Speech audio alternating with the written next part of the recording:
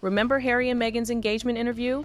Everyone thought it was romantic, but looking back, the red flags were screaming, and the cringe, off the charts. The biggest red flag came when Harry admitted, with a warm smile, that he didn't know who Meghan was and had never even watched Suits. I'd never watched Suits. I'd never heard of Meghan before, and I was beautifully surprised when I walked into that room and saw her, and there she was sitting there. I was like, okay, well, I really have to up my game. Instead of taking it lightly, Meghan's irritation flashed across her face in real time. Jaw clenching, premature interruptions, and visible tension, she couldn't quite hide it. And then, like a true narcissist, Meghan had to get back to him right then and there and proceeded to say that she did not know him either. So it was really refreshing because given that I didn't know a lot about him, everything that I've learned about him, I learned through him, as opposed to having grown up around different news stories or tabloids or whatever else. Anything I learned about him and his family was what he would share with me, and vice versa. When Meghan was asked how she could not know about the royal family, she said something very stupid and completely unbelievable. She said that she didn't know about him because she was American and never paid attention to them. If she didn't know anything about the family, how would she explain these photos of her as a child outside Buckingham Palace? And in an older interview, she admitted she preferred Harry over William. Prince William or Prince Harry?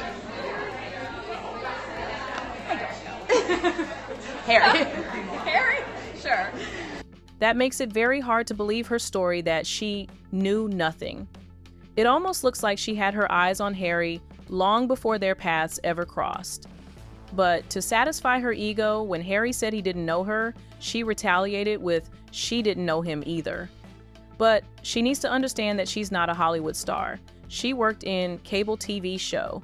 No one knew her until she married Harry. Another moment that raised eyebrows was when Meghan insisted on protecting the privacy of the friend who introduced them. At first glance, that sounds noble, but the way she jumped in so quickly to emphasize it felt forced, almost fake.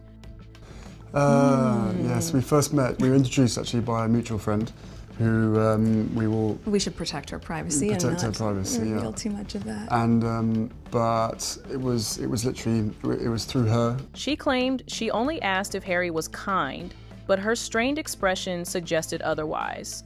Many viewers interpreted that kind really meant rich and famous. Too much about him, and so the only thing that I had asked her when she said she wanted to set us up was, I had one question. I said, well, is he nice? Because if he wasn't kind, it didn't seem like it would make sense. And so we went and met for a drink, and then I think very quickly into that we said, well, what are we doing tomorrow? We should meet again. After all, Meghan's dating history has shown a pattern. She often connected with people who could elevate her status and help her climb the social ladder. So the fact that she only asked her friend if Harry was kind doesn't sound like the truth.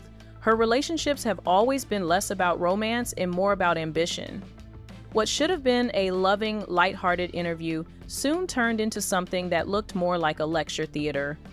Meghan played the role of the lecturer, constantly correcting Harry as he tried to speak or jumping in to finish his stories for him. She also admitted that she also interrupted him when he was proposing to her. This month here at our cottage, it's a standard, typical night for us. It's a cozy night.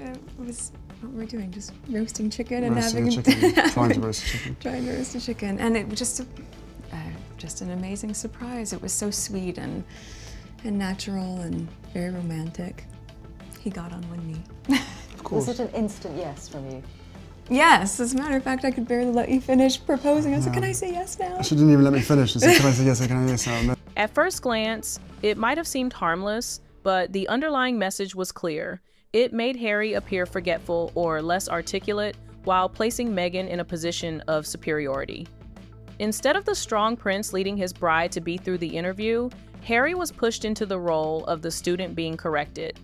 Of your own, how hard was it to keep things going? It was just a choice, right? I think that. And let's not forget, this was supposed to be their engagement interview, a chance for both of them to share their love story with the world. Yet, Meghan dominated the conversation so completely that Harry was left with little to say. He looked more like a sidekick than the star groomed to be. The whole point of the interview was to introduce Meghan as Harry's fiancée, but instead, Meghan took over and positioned herself as the main act. She kept answering questions that were meant to be for Harry.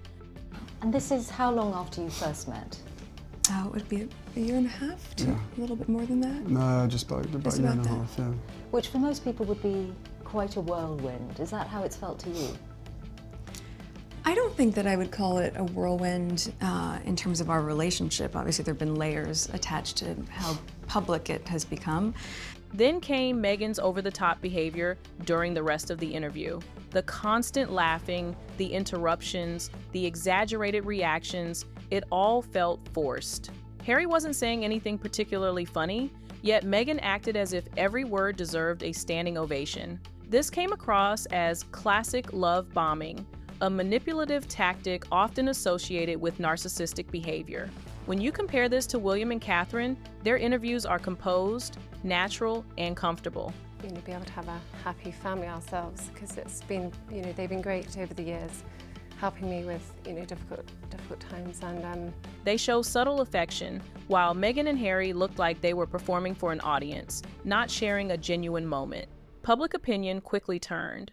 Some viewers commented that Meghan's gaze at Harry looked more manipulative than loving, almost as if she was clinging to him for status, inheritance, and clout. And as history shows, she certainly got all of that.